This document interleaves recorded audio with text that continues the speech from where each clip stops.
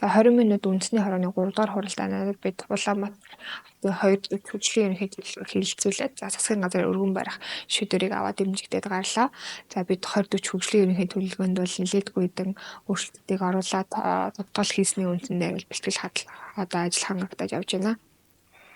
За тэгээд 20 40 маань бол анх суурь судалгаа нь 2017 оноос хийгдсэн байдаг. Тэгээд бид үзэл баримтлаа иргэдийн оролцоотойгоор амьдрахад таатай болчих гэж батлагдсны дараагаар нэлээдгүй бол одоо удаагийн хилцүүл гэдэг бол хийсэн байдаг. Үнийг төрийн бас байгууллагууд болоод бусад яамнууд нийт 14 одоо яамнуудын саналаар бас хилцүүлсэн байдаг. За мэргэжлийн зөвлөлийн маягийн зөвлөл болон шинжлэх ухааны шүтцийн зөвлөл гэх мэт бусад мэргэжлийн байгууллагуудаас хилцүүлж санал зөвлөмжүүдийг авч хийж байгаа ажлууд маань бол ерөнхийдөө ингээд дуусах шатандаа явж байна.